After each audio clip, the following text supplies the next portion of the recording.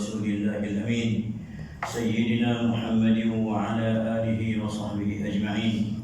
إن الحمد لله نحمده ونستعينه ونستهديه ونتوب إليه ونعوذ بالله من شرور أنفسنا ومن سيئات أعمالنا.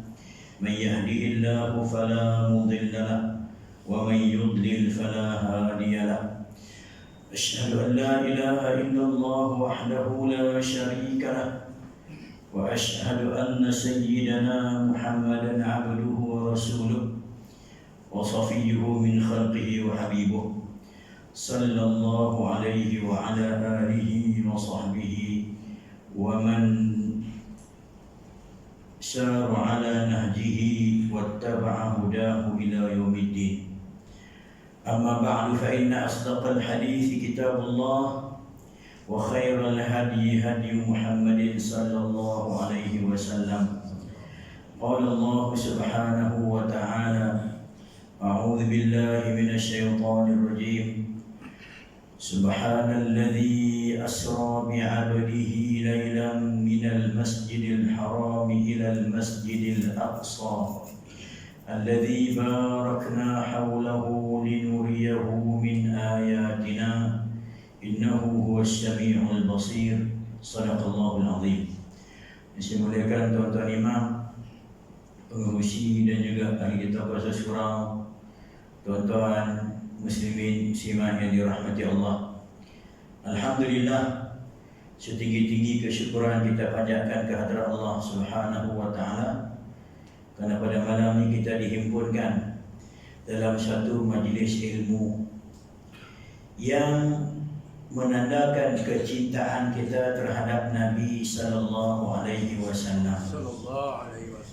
Kerana pada malam ini tuan-tuan kita akan cuba untuk bercakap berkaitan dengan satu peristiwa yang cukup besar, anugerah yang agung yang tidak pernah diberikan oleh Allah Ta'ala kepada mana-mana Nabi sebelum Nabi kita Muhammad sallallahu alaihi wasallam. Pemberian yang sebegini rupa ditaruh, disimpan oleh Allah Ta'ala untuk diberikan kepada kekasihnya Sayyidina Muhammad sallallahu alaihi wasallam. Tuan-tuan, agak-agak berapa lama Allah Ta'ala kasih dan cintakan Nabi ini, tuan-tuan?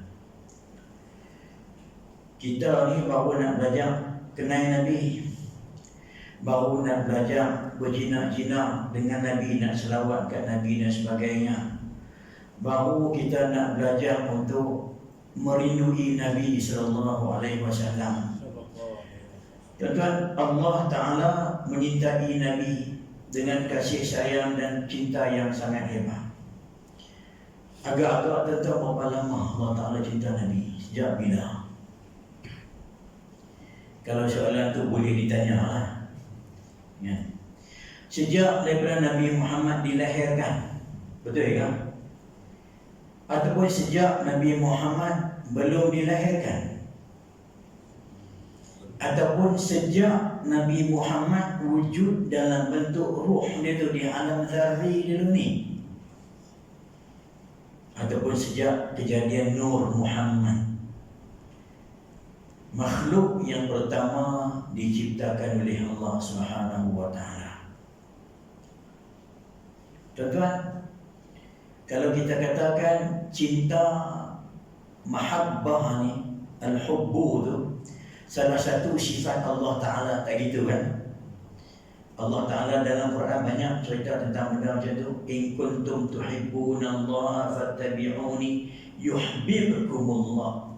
Kalau kalian menyintai Allah Ta'ala, ikutlah aku, Nabi kata, niscaya kalian akan dicintai oleh Allah Ta'ala. Jadi cinta ni, kasih dan sayang adalah salah satu daripada sifat Allah Ta'ala. Tak gitu kan? Kalau sifat dia sifat Allah Ta'ala, artinya dia adalah sifat yang azaliyun, abadiyun. Tak gitu. Sebab sifat Allah Ta'ala sama macam zat Allah Ta'ala yang tidak ada permulaan, dan tidak ada kesudahan.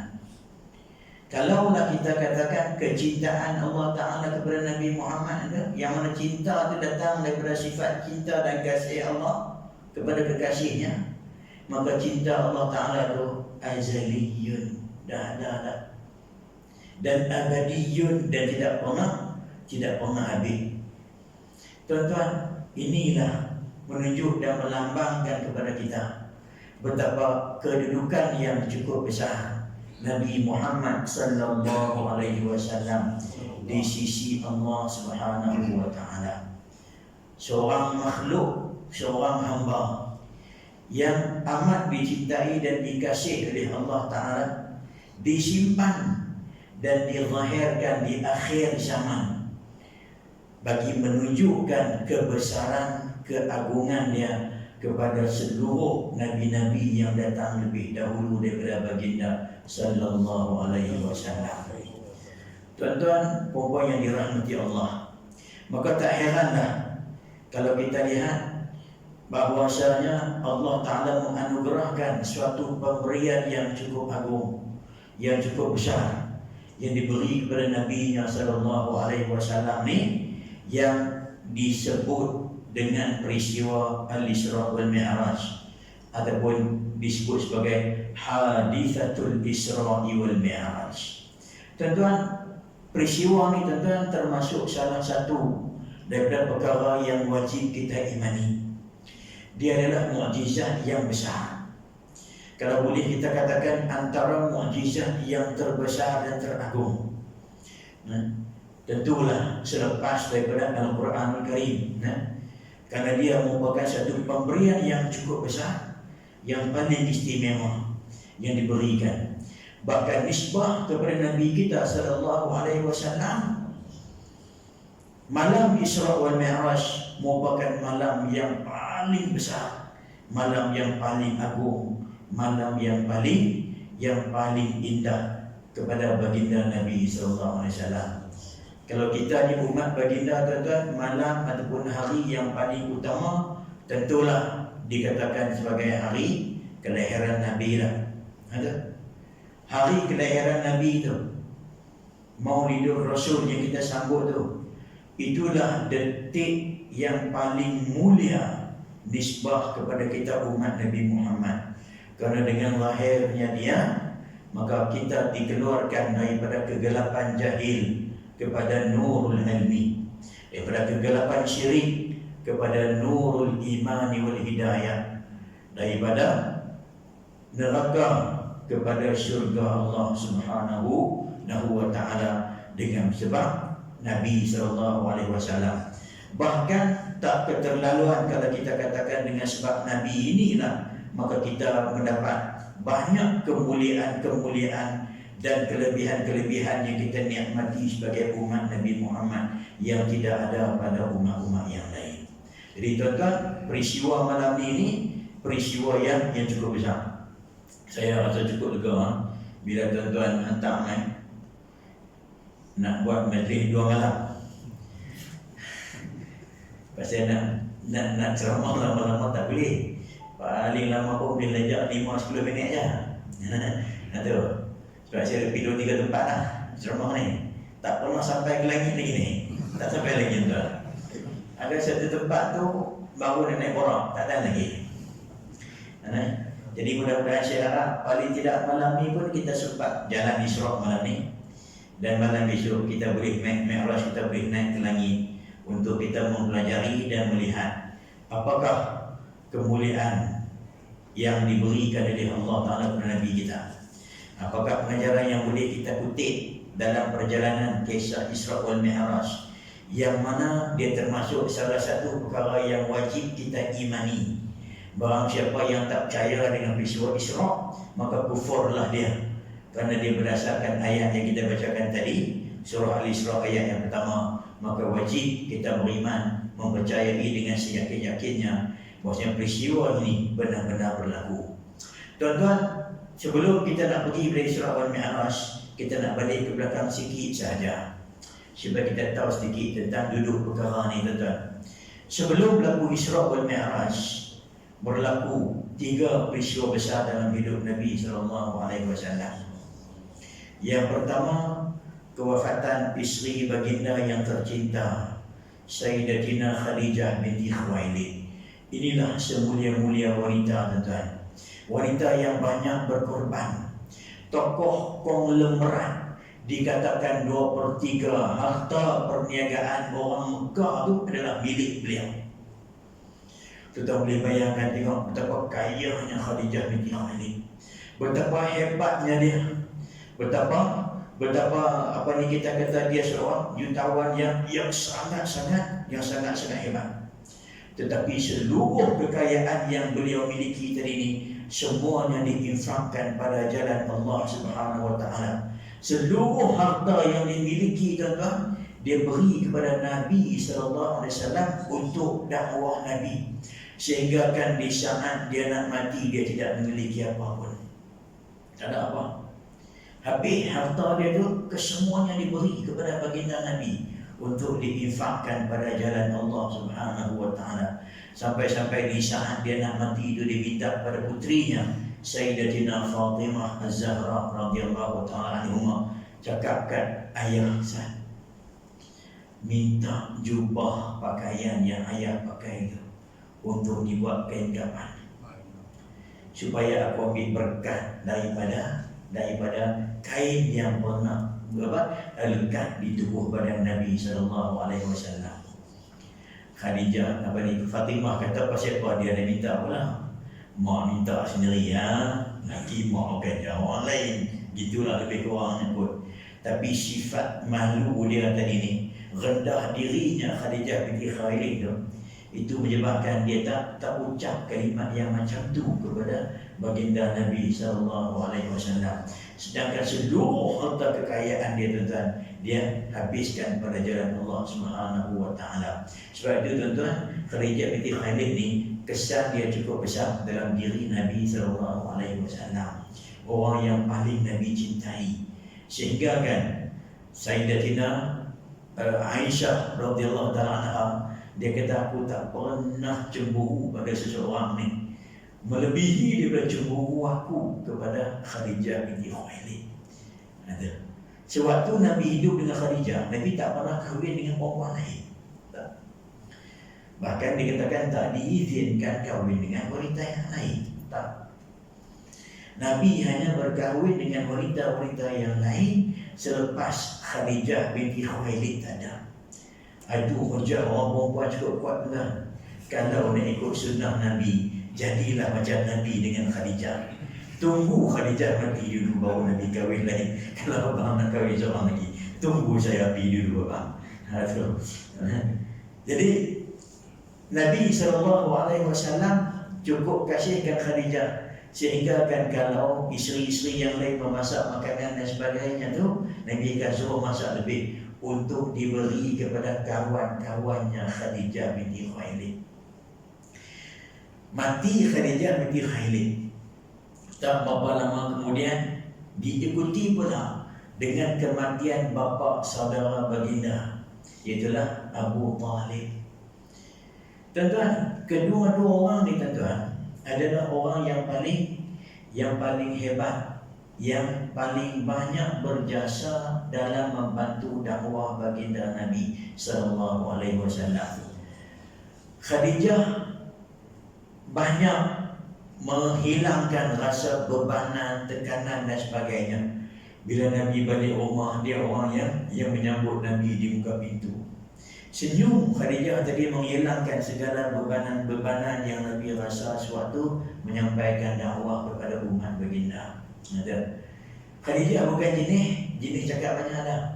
Dia bukan jenis orang yang tanya soalan bertanya-tanya. Tidak, tuan-tuan. Bila Nabi balik dengan bawa berita apa-apa, dia orang yang akan menenangkan Nabi gitu. Tuan-tuan masih ingat lagi ketika Nabi bawa balik cerita kisah dia didatangi oleh malaikat yang peluk jadi Gua Hira tu dengan keadaan ketakutan, takut dan sebagainya.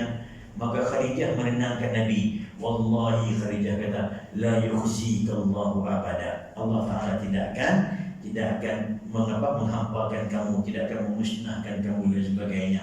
Innaka la tasilur rahim. Sesungguhnya kamu wahai Muhammad ketika tu. La tasilu rahim, orang yang menghubungkan silaturahim. Wa tuqrib dhaifa, yang memuliakan tetamu. Wa tu'inu dzal hajah, dan membantu orang yang kesusahan. So dia sebut sifat-sifat baik dan mulia Nabi. Wallahi perkara yang berlaku di situ kepada kamu semalam tu bukan perkara yang bahaya, sebaliknya perkara yang baik dan elok. Jadi tenang Nabi dan sebagainya. Itulah sikap Khadijah. Adapun Abu Talib tuan-tuan adalah orang yang banyak membantu di luar. Jadi orang Quraisy tak mampu untuk mengapa-apakan Nabi SAW selagi mana Abu Talib masih hidup. Itu sebab tu Nabi kata, manalat yadu Quraisyun, sama sekali tangan-tangan Quraisy tidak sampai ke tubuh badan aku, tidak sampai al-adha, menyakiti aku, melainkan selepas daripada wafati Abi Talib, selepas Abu Talib wafat. Lepas Abu Talib wafat, barulah ketika tu orang-orang Quraisy berani bertindak secara yang biadab, yang melampaui batas dalam menyakiti baginda Nabi SAW. Wafat kedua-dua tokoh yang banyak membantu baginda Nabi SAW dalam perjalanan dakwah baginda. Jadi mati Khadijah, mati Abu Talib. Dalam masa yang sama pula orang Quraisy tekan Nabi, tolak Nabi dan sebagainya. Semakin kuat penentangan terhadap Nabi. Lalu Nabi pun ambil keputusan untuk pergi ke Taif untuk mendapatkan bantuan berdakwah. Mudah-mudahan mereka terima dakwahnya. Lalu Nabi mendapat sokongan dan dukungan yang kuat daripada Bani Thaqif yang ada di Taif sana. Lebih kurang 2 marhalah juga perjalanan tuan-tuan. Sebab kalau orang yang nak keluar daripada Mekah pergi ke Taif, dia kena buat ikut mazhab kita lah, tawaful wada. Gitu. Tawaf wada. Artinya keluar lebih 2 marhalah dan lebih. Ini lebih 90 km lah. Kita bayangkan Nabi jalan 90 km. Kita daripada rumah main surau Mengah. Nabi jalan. Ketika tu umur baginda SAW sudah melebihi 50 tahun lebih. Jalan daripada Mekah ke kota Taif ditemani oleh anak angkat baginda Zaid bin Harithah, ya, Zaid bin Harithah. Sampai di sana dengan harapan nak dapat bantuan dan juga dukungan mereka. Tiba-tiba Nabi dilayan dengan cara yang paling biadab. Tak pernah Nabi terima. Bahkan ketika ditanya oleh Aisyah, mana yang lebih teruk, ada lagi tak yang lebih teruk, dia ada peperangan Uhud. Ada. Pasal peperangan Uhud ni Nabi luka kan, gigi Nabi patah. Tu teruk kan. Dalam perangai ni Nabi tak kenal contoh tu. Dia sampai Nabi jatuh darah pakai kaki darah. Nabi kata dah ada lagi yang lebih teruk bila mana aku menerima ancaman dan juga menerima penentangan daripada kaum kamu, wahai Aisyah. Kaum kamu tu merujuk kepada Bani Thaqif lah, di kota Taif, orang Arab. Salah satu orang Arab, kabilah Arab yang besar selepas daripada Quraisy dibuka. Bani Thaqif yang ada di Taif sana. Bahkan mereka mengubah kanak-kanak, orang-orang bodoh, budak-budak yang tak ada akal dan sebagainya untuk menyakiti Nabi. Ketika Nabi tadi Taif, Nabi ketuk setiap rumah kan, setiap pintu Nabi ketuk untuk sampaikan dakwah. Last rumah yang terakhir Nabi masuk tu, ketika nak keluar tu, kata Zaid bin Harithah kata, aku nampak di kiri kanan jalan pintu tu untuk keluar dari rumah tu dipenuhi dengan orang-orang kampung dan kanak-kanak, orang-orang yang kurang akal dan sebagainya, di tangan masing-masing memegang batu. Tuan-tuan, ini perjalanan dakwah Nabi tuan-tuan. Bukan dihampa dengan pemaidani, bukan disambut dengan kambing goleh, bukan dihadap-hadap, tapi penuh dengan panah dan duri, penuh dengan kesusahan dan kepayahan demi untuk membawa umat ni selamat daripada azab neraka Allah Subhanahu wa taala. Jadi ketika keluar tu saja terus dilontar dengan batu, direjam dengan batu. Tuan-tuan bayangkan, Zaid bin Harithah kata, aku ke depan, ke belakang, kiri dan kanan. Dia seorang Nabi awak macam mana? Dia hadang di hadapan, belakang kena, hadang belakangnya, belah kiri kena, sehingga akan darah itu mengalir sampai ke kaki Nabi SAW. Dalam keadaan sedih, pedih itulah Nabi pun dan juga Zaid bin Harisah berehat sekejap di sebuah kebun tamar milik Utbah dan Syaibah, anak kepada Rabi'ah kita.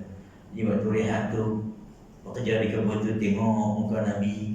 Dia kata nampak di muka orang baik ni. Kata muka orang baik boleh kenal kan? Nah, kita boleh kenal tengok muka orang baik, tengok muka orang yang ni kan. Orang baik ni dia lain, dia ada asar sujud tu, dia ada kesan-kesan sujud dan sebagainya tu. Jadi dia pun bawa mai sebekah lah buah anggur, letak depan Nabi. Suatu Nabi nak makan, Nabi suruh tangan dia, Nabi baca Bismillahirrahmanirrahim. Dia terkejut. Dia kata, Tuhan ni siapa dia? Pasal orang tanya macam tu, dia kata, aku tak pernah dengar orang di sini ucap kalimat ni. Dia kata. Nabi tanya dia, mai daripada mana? Dia kata, nama aku Andas, aku mai daripada kampung Ninua. Lalu belah-belah belah-belah apa sekarang ni, belah-belah apa ni Baghdad sana, belah Iraq sana.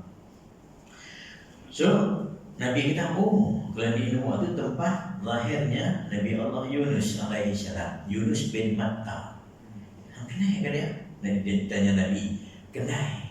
Dia akhi saudaraku Yunus ibnu Matta. Maka Anas yang memeluk Islam mengucap dua kalimat syahadat setelah dia melihat apa yang Nabi bawa tadi ini betul dan benar, sama dengan ar-rajulus salih, rajul yang saleh yang didengar cerita turun-temurun tentang kampung itu. Ada seorang lelaki saleh namanya Nabi dulu ni, sama macam mana yang dibawa oleh Nabi Muhammad dengan Yunus bin Matta. Tuan-tuan, perjalanan 90 km tuan-tuan. Satu yang beriman dalam banyak yang memang pula bukannya pembesar, bukannya ketua kampung, bukan tu imam kampung tu, tak, hanyalah pekerja kebun saja. Ini yang Nabi lalui tuan-tuan, yang cukup besar. Sehingga kan ketika Nabi patah balik nak masuk ke Mekah, tak boleh dah kan?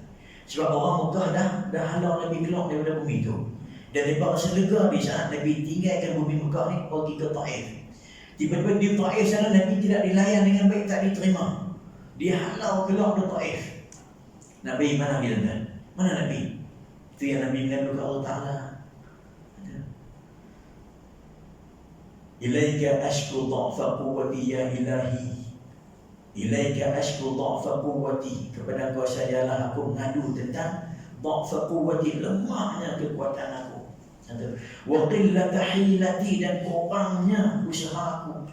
Wa hawani 'alan nas, kelemahan aku di atas manusia. Tak mampu aku nak tolak dan nak bawa mereka ke jalan yang baik dan sebagainya. Ila man takiluni, kepada siapa engkau nak bawa aku ya Allah? Kepada musuh yang tak ajamuni, kepada musuh yang menentang aku, ataupun kepada siapa? Kesemua benda itu tak penting ya Allah, selagi mana lam yakun bika ghadabun alayya, selama mana tidak ada kemurkaan engkau padaku ya Allah, aku tak peduli, aku tak kisah. Contoh peristiwa isteri baginda mati, kemudian bapa saudara dia mati, dia keluar Nabi dakwah di sana lepas melalui perentangan yang kuat di bumi Mekah. Di sana pun ditentang juga, di sini tolak, di sana ditolak. Nabi mana? Nak masuk Mekah tak boleh, orang Mekah tak lagi masuk kena bunuh. Ketika itulah dia hantar orang jumpa dengan Mut'im bin Adi, minta perlindungan dengan Mut'im bin Adi. Mut'im bin Adi main dengan anak-anak buah dia, keluarga dia, anak-anak dia sebagainya, dengan pedang yang terhunus mengawal Nabi masuk ke dalam kota Mekah. Tuan-tuan bayangkan tengok betapa getirnya saat yang Nabi lalui tuan-tuan. Karena ketika tu betapa teruknya tu, waktu tu nak sampaikan Islam ya, nak ajak kita tinggallah sebuah batu tu, mai sembah Allah, nak ajak kita kembali kepada Tuhan yang sebenar. Itu ditentang begitu sekali. nak ajar benda yang elok dan benda yang baik. Maka masuklah Nabi ke kota Mekah, masuk tawaf di Baitullahil Haram, kemudian balik ke rumah baginda diiringi oleh Mut'im bin Ali dan juga anak-anak dia dengan pedang yang terurus mengawal baginda Nabi sallallahu alaihi wasallam. Dalam ketika itulah tuan-tuan, tahun tu lah dinamakan sebagai Amul Husni tu, tahun kesedihan. Jadi ada orang kata Nabi sedih pasal bini dia mati, bapa saudara dia mati. Betul lah tuan-tuan, tak salah tuan. Kalau isteri yang banyak membantu, bapa saudara yang banyak membela dakwah baginda, tentulah sedih dengan kewafatan mereka. Tapi sedih Nabi tak sampailah kepada hilang akal. Sedih Nabi tak sampailah ke peringkat nak putus asa dengan rahmat Allah, tak ada. Bukan sedih sampai begitu rupa, tidak. Bahkan yang dikatakan Amul Husni ini, seperti mana yang dikatakan oleh Profesor Almarhum Profesor Dr. Buti, Ramadan Al-Buti rahimahullah, dalam kitabnya Fiqh Sirah, dia kata dinamakan Amul Husni kerana sedihnya Nabi SAW. Dia kerana jalan-jalan dakwah itu tertutup depan baginda. Dia tak boleh buat apa. Nak keluar ni Quraisy, dia hadapi tentangan hebat. Dulu bapa saudara dia cakap, rumah balik main, bini pun tak ada anak. Di Mekah ditentang, keluar Mekah ditentang dan sebagainya. Maka sedih Nabi ni kerana jalan-jalan untuk dakwah tu hilang ataupun tidak ada, habis ditutup peluang-peluang nak berdakwah disebabkan kerana kewafatan kedua-dua tokoh yang banyak membantu baginda sallallahu alaihi wasallam. Dalam keadaan yang itulah maka Allah Subhanahu wa taala memerintahkan Sayyidina Jibril alaihi salam dan Sayyidina Mikail alaihi salam pergi jemput kekasih aku Muhammad, bawa jalan ke sini untuk diperlihatkan tanda-tanda kebesaran kami. Linuriyahu min ayatina innahu huwas samiul basir. Supaya kita kata untuk menunjukkan kepada kami, andai kata penduduk-penduduk di bumi tidak mau kepada kamu, menentang kamu, seluruh penduduk-penduduk di langit semuanya menyokong Nabi sallallahu alaihi wasallam. Semuanya memuliakan baginda sallallahu alaihi wasallam. Kebayangkan langit ada 7 kan? Langit ada 7. Tidak ada sejengkai pun kawasan langit Nabi kata. Tidak ada satu kawasan langit pun yang sejengkai, yang kosong, malaikat di situ ada malaikat yang duduk untuk beribadat. Penuh kan? Ketujuh langit tu. Langit belah mana kan? Tak tahu nak kata apa berjengkai. Berapa fasa agak-agak.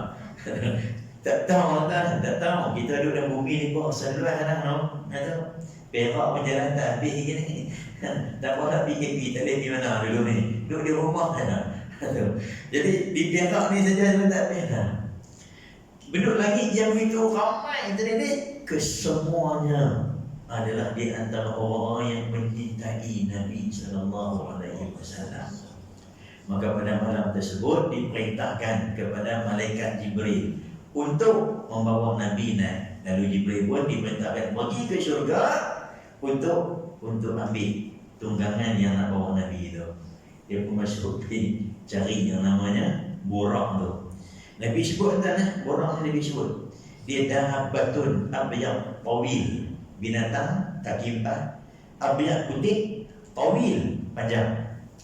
Tapi dia ni kecil sikit daripada baran, kecil sikit daripada baran, besar sikit. Akbar minal himar wa dunal baral. Baral ni tuan-tuan, dia kacukan antara kuda dengan keldai. Keldai ni rajin dah, binatang yang rajin. Dia tak cakap ya abang aja, tak apa dulu saya tahu. Baral, keldai ni memang rajin semua, buat apa semua dia buat. Tak bunyi lah semua, tak apa pula. Tapi kalau dia bunyi memang ulu dengar. Itu keldai. Jadi kacukan antara keldai dengan kuda dapat baral. So yang katakan binatang ni Nabi nak tunjuk ke orang Arab. Yang katakan Burak ni, dia ni kecil sikit daripada baral dan besar sikit daripada keldai. So kalau baral tu dia mewakili, dia memiliki kekuatan kuda Tapi dalam masa sama kerajinan Kaldan. Kaldan rajin, tapi tak gagahnya kuda duduk kita berlari tak kuat mana. Kuda kuat gagah tapi malas tak ada Kaldan. Tak benar. Maka borak ni jenis macam tu lah. Bawa. So borak ni binatang yang jenis Nabi kata. Dan dia merupakan tunggangan para malaikat, Nabi sebut. Ada warid diceritakan dalam hadis Nabi Allah Ibrahim ketika nak berjalan daripada Palestin datang ke Mekah untuk bertemu dengan Nabi Allah Ismail kan. Banyak kali hidup bima itu, antaranya menaiki buraq je lah. Buraq ni Nabi kata dia punya gerakan dia tu, dia akan jalan dari ini sejauh mata memandang. Di mana dia akan meletakkan kaki dia hadapan tu, dia akan pergi tu ke mana mata dia pandang. Sejauh mana mata dia pandang, di situlah kaki depan dia akan sampai. Itu kita borong laju. Laju. Teknologi yang kita tak ada di hari ini. Mana ada kita buat kita kan? Bayangkan perjalanan 1,500 lebih kurang 1,500 km antara Mekah ke Baitul Maqdis tu. Hanya beberapa minit saya perjalanan tadi diambil oleh orang tadi ni. Maka di saat dia masuk tu banyak kan, dia kurang 40,000 lebih ada binatang dalam tu. Ada yang lompat lah, ada macam-macam kedai. Ada seekor yang nampak dia sedih, mereka sedih. Dia kata sejak aku diciptakan lebih 40,000 tahun yang lalu, kata orang ni, di daya aku ni Nabi Muhammad ni, dia kata. So aku sejak tu aku duk rindu nak jumpa ni orang ni siapa dia orang ni, dia kata. Siapa dia orang ni? Jadi bila Jibril tengok Nur jenis melompat sebagainya, ada seekor ni yang sedih kerana kerinduan kepada Nabi Muhammad. Maka pada malam tu dia dipilih untuk menjadi tunggangan kepada Nabi. Satu kemuliaan tuan bagi dia untuk berkhidmat kepada Nabi SAW. Contoh kalau orang yang rindu boleh jumpa dengan Nabi, takkan kita tak boleh. 40,000 tahun dia menanggung kerinduan dengan namanya Muhammad Rasulullah SAW. Kita tak ada. Dia hebat lagi orang ni bandingkan kita lah. Mulia dia lagi tak? Sebab dia ada rindu dengan Nabi. Kan? Sama macam perdu yang Nabi, perdu kurma yang teriak yang Nabi duduk sandar dekat dia kita Nabi khutbah tu. Bila dia buat mimbar, Nabi naik atas mimbar, Nabi tinggal dia. Naiknya dia tu sampai dengar suara. Boleh dengar suara macam kanak-kanak menangis. Dia berbelahan sampai akhirnya dengan kuat satu masjid dengar. Nabi tahu memang lebih pujuk dia pula. Macam ibu memujuk anak-anak yang sedang menangis. Sedangkan jarak dengan Nabi bukan jauh. Lebih kurang 8 langkah ya. Kerana tak tahan menanggung kerinduan. Dulu Nabi duduk kat dia, pegang dia, sandang dekat dia dan sebagainya. Tapi sekarang dah ada Nabi ada mimbar baru, tak beli dia lagi lah. Rindu dia dengan sentuhan-sentuhan Nabi dan sebagainya. Menangis dia. Ada pernah kita rindu teriak kita teriak Nabi? Tak ada. Kalau kita kalau dibandingkan tu makhluk yang tak ada hati, tak ada perasaan. Kita yang ada hati dan perasaan pun tak boleh ada perasaan yang macam tu terhadap baginda Nabi SAW. Maka dibawa orang dari Tuhan. Datanglah Jibril alaihissalam ke Mekah untuk bawa Nabi. Jadi dalam hadis ada banyak riwayat. Ada mengatakan pada malam itu Nabi duduk di rumah Ummu Hani. Ada kata Isra Mi'raj ni bermula daripada Mekah, Masjidil Haram. Ada kata bermula daripada rumah sepupu Nabi, Ummu Hani. Ada kata daripada Syiah Abi Talib. So kesemuanya betul. Kata Ibnu Hajar Al-Asqalani, dia kata semua riwayat itu betul dan benar. Kerana pada malam tersebut Nabi tidur di rumah sepupunya yang bernama Ummu Hani. Rumah Ummu Hani duduk di Syiah Abi Talib, kawasan yang belah Safa Marwah. Itulah background Safa Marwah. Safa atas kita Safa tu. Itulah tu dia bagi Syiah Abi Talib. Kalau tuan-tuan di Mekah, kalau tak salah saya belah-belah Pustaka Ando. Aku cakap Pak Maulid Nabi kita tu atas dia sikit. Itu katanya. Betul. So di situ ada rumah ni. Jadi Nabi kata bila Nabi dah tidur tadi ni, maka datang malaikat buka daripada atas, daripada bumbung rumah tu kopak buka. Maka masuk malaikat dan kejut Nabi sallallahu alaihi wasallam. Pasal ramai ke atas, awak tak masuk ke pintu. Tuan-tuan, peristiwa ni bukan peristiwa biasa, tuan-tuan. Peristiwa yang amat menakjubkan. So bila mai ke atas sana tu, seolah-olah nak isyarat kata ini perkara yang besar yang dibawa oleh Sayyidina Jibril alaihissalam. Maka daripada situ Nabi dibawa ke Baitullahil Haram, ke Masjidil Haram. Betul lah tu, ke Masjidil Haram. Di sana dada Nabi dibelah untuk kali keduanya. Kali pertama ketika Nabi kecil dulu ni di perkampungan Halimah Sa'diyah. Di kali kedua ketika sebelum nak diisrakan. Tuan-tuan, dibelah dada Nabi, dibasuh dengan air Zam-Zam, air yang paling mulia. Tuan-tuan, Nabi ini tuan-tuan bukannya manusia macam kita. Hati Nabi bersih elok dah. Tak ada benda-benda yang keji. Iman Nabi pun iman yang paling mulia dah. Tapi malam tu dimasukkan 3 bejana daripada emas yang dibawa oleh malaikat Mikail yang menjadi pembantu daripada Jibril tadi ni. Dia perbahkan Nabi bagi tidur, Jibril belah, kemudian dibasuh, kemudian dimasukkan ke dalam dada Nabi. Yang pertama, satu bejana dengan iman, yang kedua dengan ilmu, yang ketiga dengan hikmah. Kalau orang tanya dimasukkan benda tu buat apa asalnya? Sedangkan Nabi kita dah sempurna iman dia. Dia yang paling sempurna ni. Iman yang paling kuat, iman paling sempurna, ya, tak ada Nabi. Atau Nabi-Nabi dan Rasul yang lain pun tak ada apa juga. Nak dibandingkan dengan Nabi kita. Nabi kita paling tinggi lah. Habis itu tu apa? Tuan-tuan, malam tu perjalanan, malam tu bukan perjalanan biasa, tuan-tuan. Berbeza dengan Nabi Allah Musa. Nabi Allah Musa bermunajat kepada Allah Ta'ala hanya di Tur Saina saja. Nabi kita akan diperjalankan dalam satu perjalanan yang sangat menakjubkan.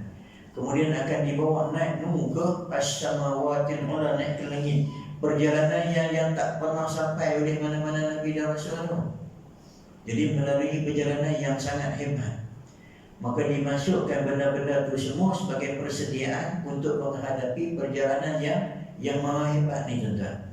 Kalau boleh kita kata macam kita berjalan senang saja kita faham gitu lah. Tuan-tuan, kita kerja engineer, lulusan engineer, ada IR dan sebagainya. Tuan-tuan, orang suruh kursus masuk nak kerja, orang suruh kursus seminggu. Dan kursus apa kira? Aku dengan mengaji, dengan pengalaman kerja IR dan sebagainya, tuan-tuan kena pergi kursus nak masuk kerja ni. Aku tak lah kerja aku. Dah, kursus tu bukan pasal kerja. Kursus pasal hal yang berkaitan dengan pekerjaan yang nak buat tu. Dengan tempat kerja, syarikat dan sebagainya. Nak perkenalkan syarikat ni dia. Macam mana tata cara kerja di sini.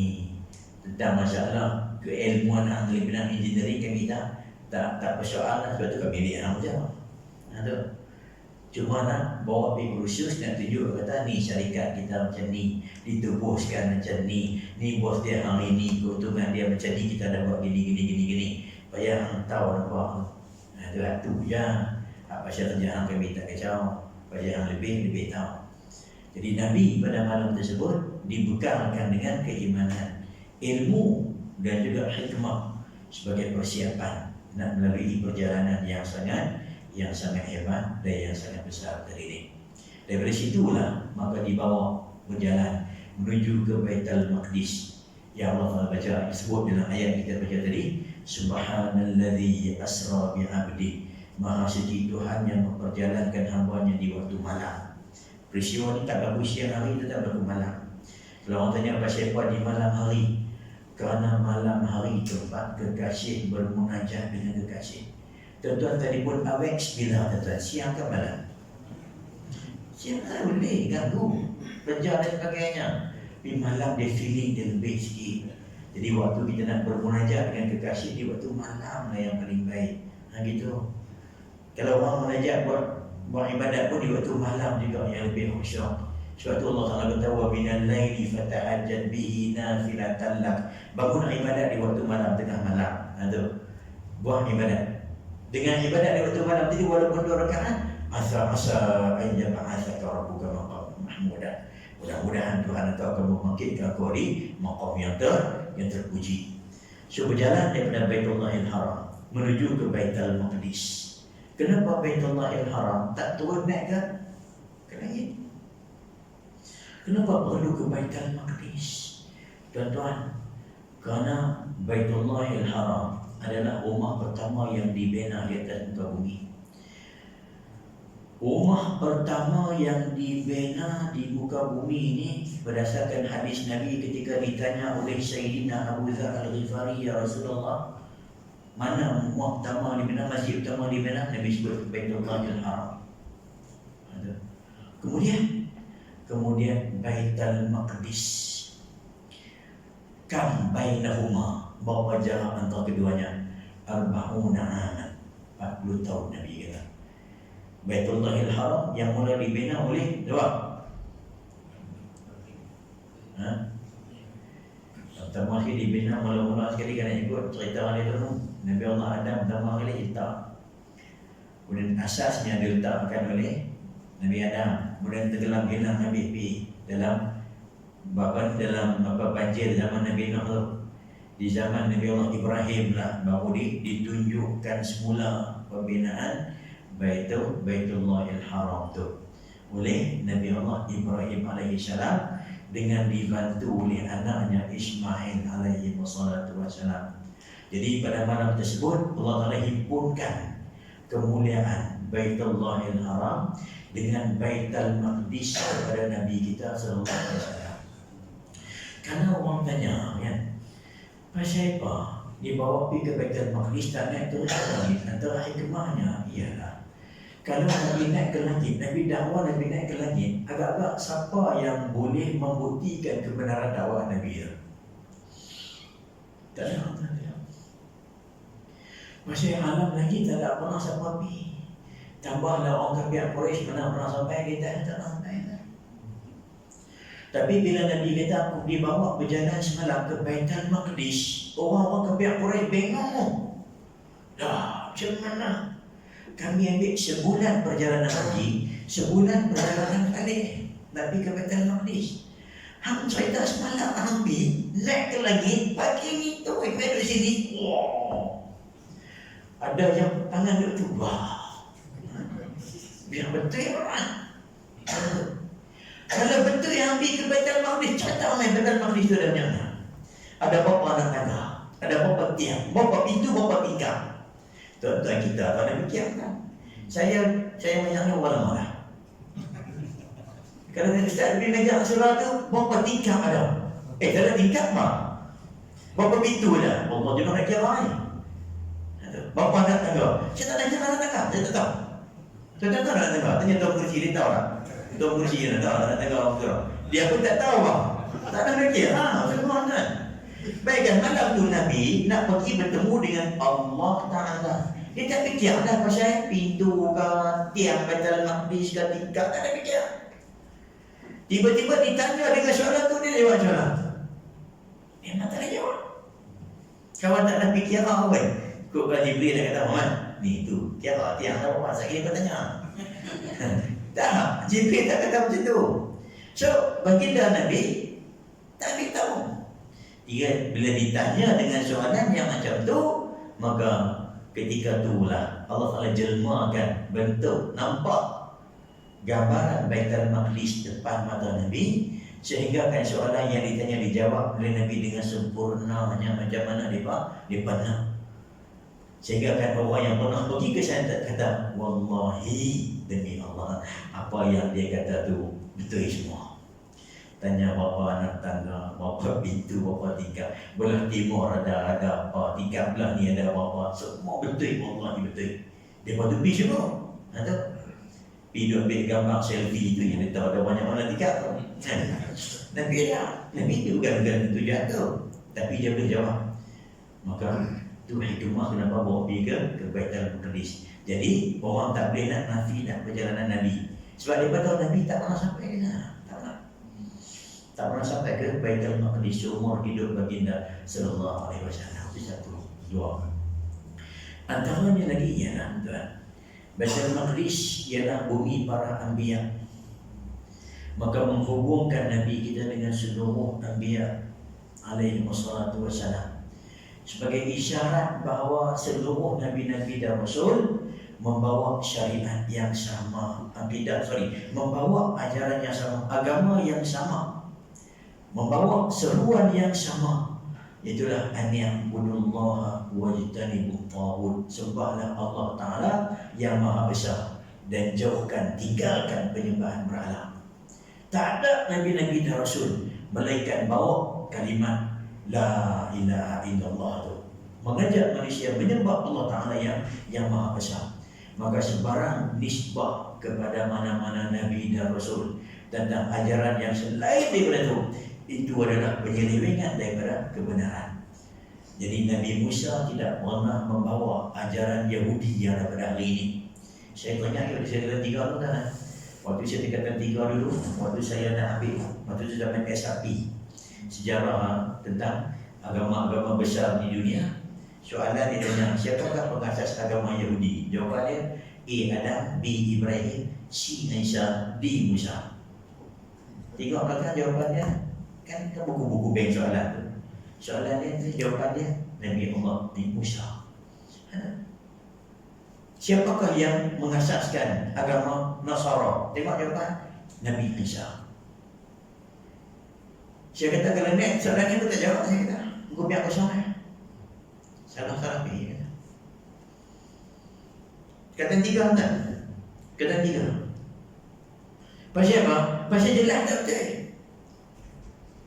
Pasal Nabi Isa bukan bawa ajaran Kristian yang bermadhab atau yang bertuhankan Trinity dan sebagainya. Dan Nabi Musa bukan bawa ajaran Yahudi yang mengatakan Tuhan itu letih sewaktu menciptakan langit dan bumi itu kan. 6 hari tu lepas letih cipta langit dan bumi, 6 hari, hari ke-7 tengah rehat sah.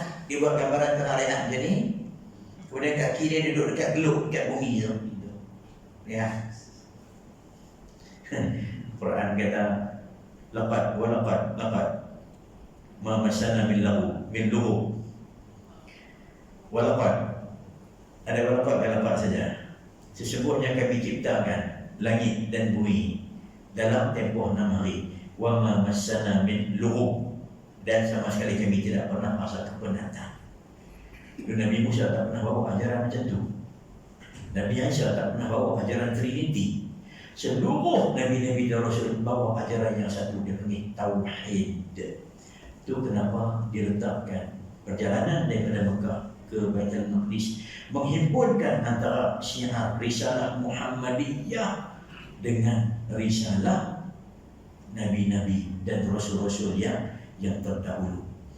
Tambahan pula tuan-tuan, mungkin nak isyarat ke satu perkara yang hari ini kita lihat tuan-tuan ya, bahawasanya kehormatan Baitul Maqdis itu sama dengan kehormatan yang ada di Makkah Al-Mukarramah.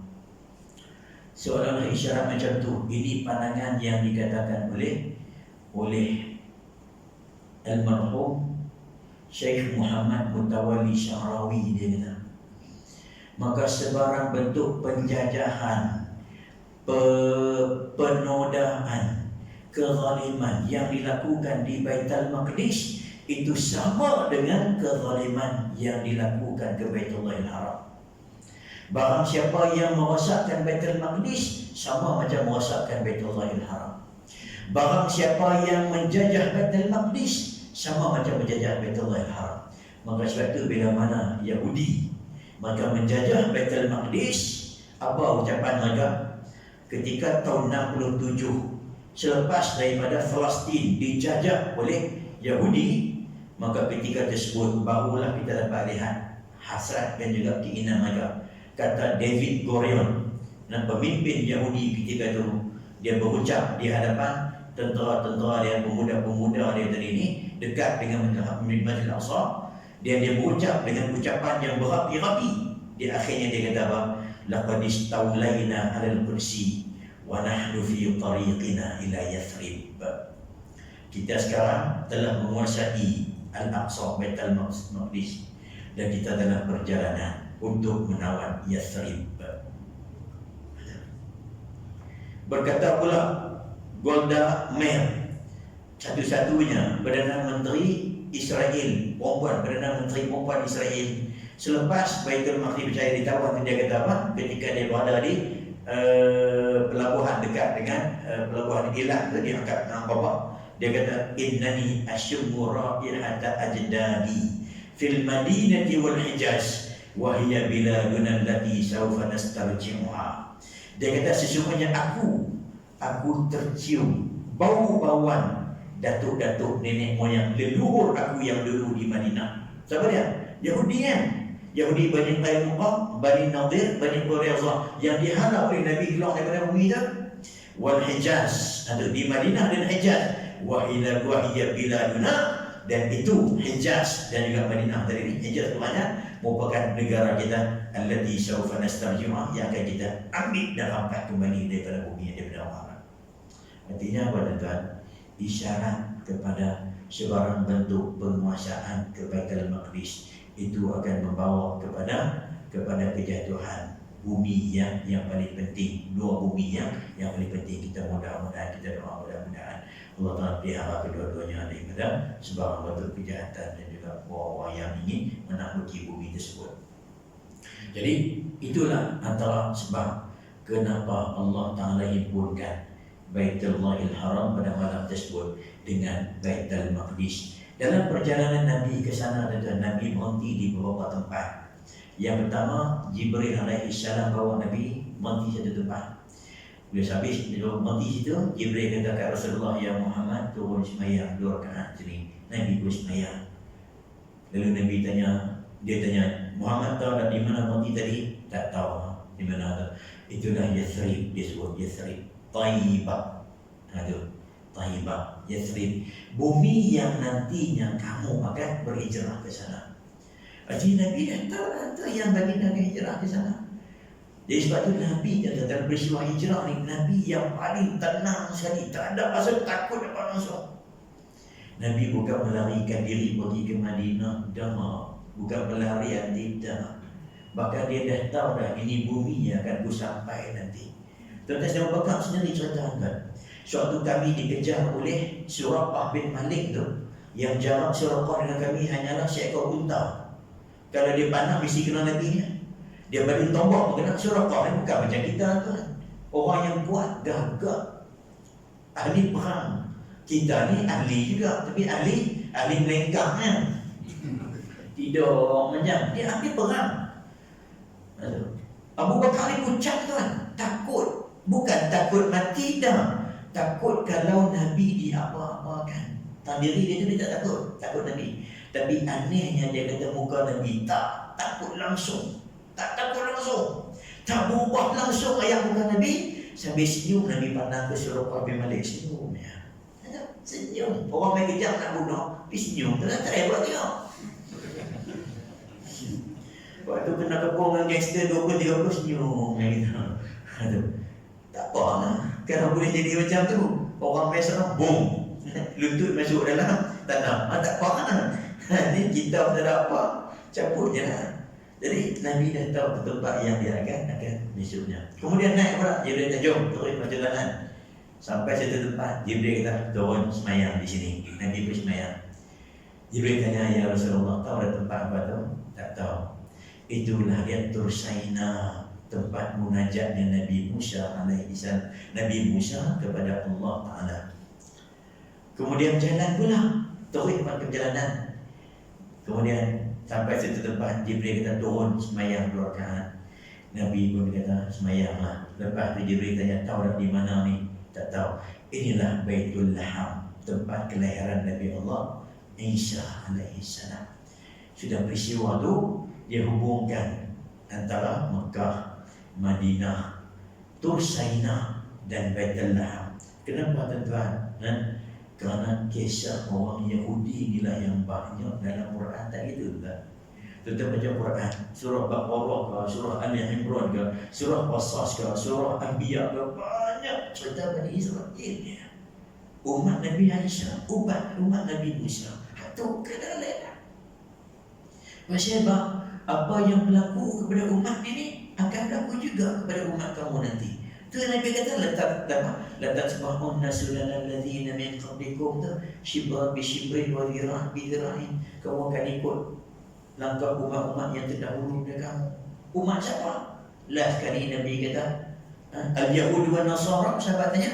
Nabi kata man idzan, siapa lagi kalau bukan mereka? Artinya apa yang dibuat oleh mereka akan diikuti. Hatta law dakhalu juhra rabbin, kalau mereka masuk dalam lubang biawak sekalipun. Kinayah, isyarat, tamthil kepada kesesatan yang paling dahsyat dan nyata. Nescaya kalian akan ikut juga. Apa yang mereka tak buat? Yang tak apa yang Yahudi Nasara tak buat. Semua kita ikut. Sampai kan tukang jantan betina jantan pun kita ikut juga.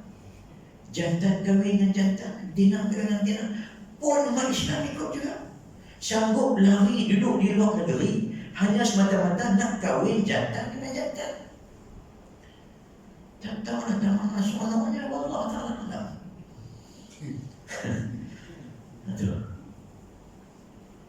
Hatta yang sanggup nak iklankan keluar daripada agama hanya kerana tak dibenarkan tukang jantina. Merajuk kalau macam tu keluar. Kan betul dah.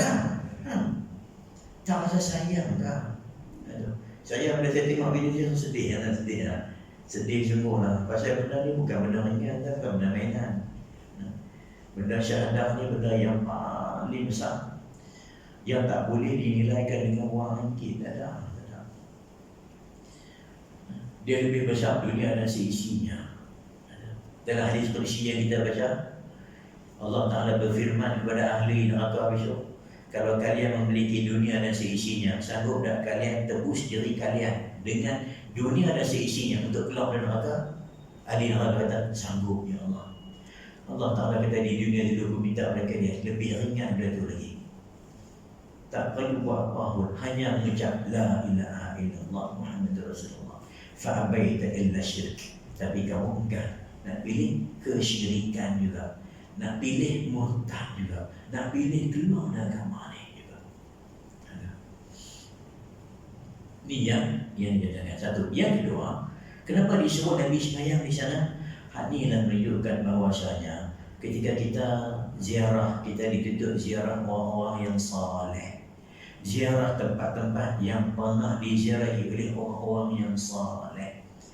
Ambil keberkatan tempat-tempat yang mulia. Kalau nak ikut Nabi kita lebih mulia daripada Nabi Musa, lebih tinggi daripada Nabi Allah Isa, tapi nak ajar kepada umat Muhammad bahawasanya mengambil kesan al-athar, at-tabarruk dengan tempat-tempat yang pernah dilalui oleh orang-orang yang soleh. Itu sesuatu yang syar'i, tidak bertentangan pun dengan syariat yang dibawa oleh baginda Nabi SAW. Imam Ahmad bin Hanbal pernah pergi ke Madinah. Ditanya orang Madinah, mimbar ni mimbar zaman Nabi kan? Ya, dia kata mimbar zaman Nabi SAW. Lalu Ahmad bin Hanbal letakkan pipinya di atas tangga mimbar. Buat apa tu? Syiriah. Dia kata supaya aku boleh ambil berkah Nabi. Mana ada orang tentang kaki Nabi, tak ada. Nah, zaman Ahmad bin Hanbal zaman apa? Zaman kerajaan Bani Abbasiyah dah. Khulafa' Rasyidun berapa kali bijak naik. Lepas tu naik pula Bani Umayyah, lepas tu Bani Abbasiyah. Habis dah, tak ada. Dia nak rasa apa dah? Imam Nawawi, Imam As-Subki, Tajuddin, bapa dia, Tajuddin anak dia, Tajuddin As-Subki.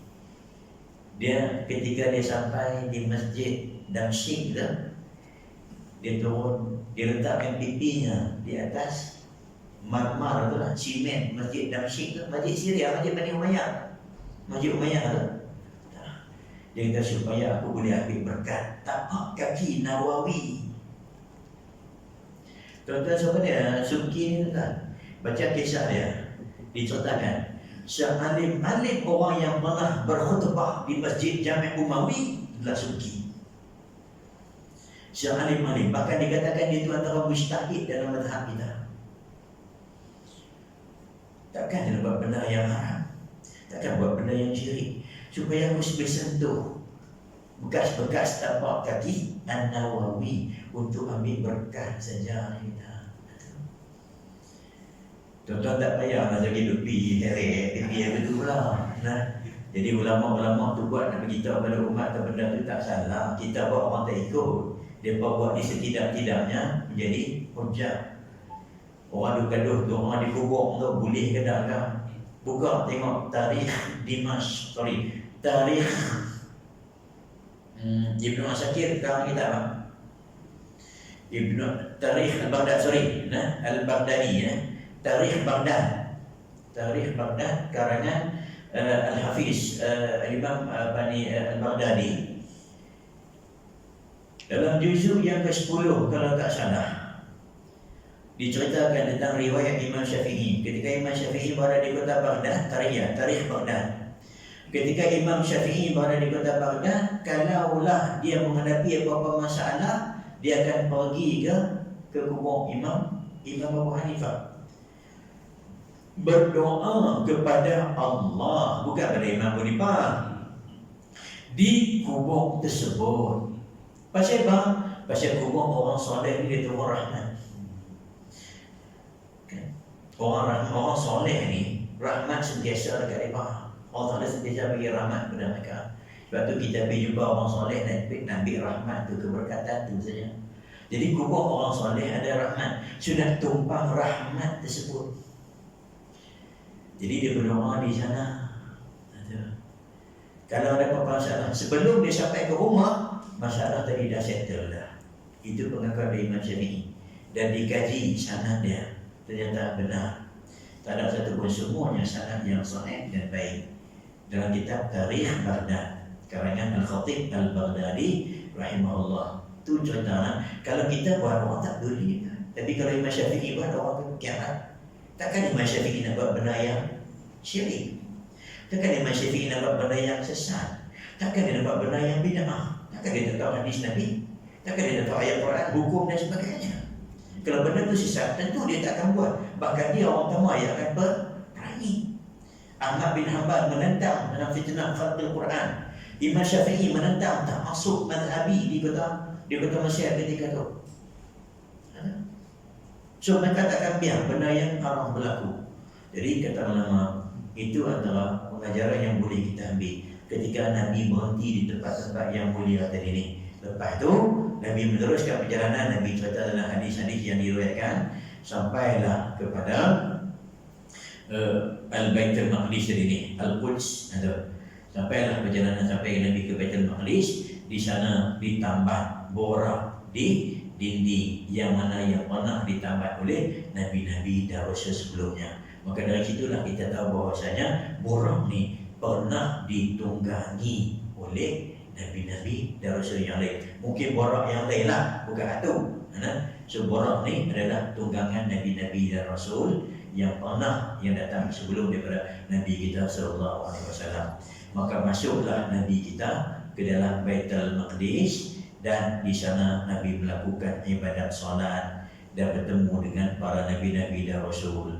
Dan akhirnya Nabi dijamu minum dengan minuman diberi pilihan daripada 3 minuman, air, daripada susu, arak. Ada 3 minuman dibawa kepada Nabi. InsyaAllah tuan-tuan kita akan sambung di pertemuan yang akan insyaAllah besok. Kerana di situ berakhirnya perjalanan Nabi sallallahu alaihi wasallam, berakhir di Baitul Maqdis, dan di sana Nabi akan naik ke langit. Jadi besok kita akan sambung sikit dan kita akan teruskan perjalanan kita ke langit pertama. Tuan-tuan, sampai langit yang ke-7. Langit ada 7, tapi Nabi naik sampai 10 tingkat. Macam Macam mana? Kata pergi mana lagi ni? Maksud kita akan tengok besok ke mana Nabi pergi dan apa yang berlaku. Cuma yang pastinya ialah tuan-tuan, peristiwa Isra dan Mi'raj berlaku secara jaga. Ulama kita mengatakan peristiwa ini berlaku secara jaga, Isra dan Mi'raj dengan ruh dan jasad. Sebab itu Allah Ta'ala sebut Subhanalladzi asra bi'abdi dengan hambanya. Kalau berlaku dengan roh itu Allah sebut bi ruhi abdi. Ada. Nanti kita akan bahas lagi benda-benda yang macam ni insya-Allah, dan besok kita akan kita kata sampai ke akhirat. Mudah-mudahan sempatlah Nabi kita kata dah sempat sampai Nabi balik ke kota Mekah. Pukul tak sempat balik, duduk kat lagi pula lagi kan. Mudah-mudahan sempat balik dan total besok. Jadi tuan-tuan, untuk malam ni tuan-tuan, mudah-mudahan ada manfaat apa yang disampaikan. Yang baik daripada Allah Ta'ala, salah silap mohon ampun dan maaf. Aku qauli hadza wa astaghfirullah al-azim li wa lakum. Wassalamualaikum warahmatullahi wabarakatuh. A'udzu billahi minasyaitonir rajim. Bismillahirrahmanirrahim. Alhamdulillahirabbil alamin wassalatu wassalamu ala rasulillahil amin sayyidina Muhammadin wa ala alihi wa sahbihi ajma'in. Allahumma 'allimna ma yanfa'una wanfa'na bima 'allamtana wa zidna 'ilma. Allahumma faqihna fid din, 'allimna at-ta'wil wa hdina siratal mustaqim. Allahumma rabbana hab lana min azwajina wa dhurriyyatina qurrata a'yun waj'alna lil muttaqina imama. Rabbana atina fid dunya hasanatan wa fil akhirati hasanatan wa qina adzabannar. Wa sallallahu wasallam ala sayyidina Muhammadin wa ala alihi wa sahbihi ajma'in. Alhamdulillahirabbil alamin. Subhanakallahumma wa bihamdika asyhadu an la ilaha illa anta astaghfiruka wa atubu ilaik.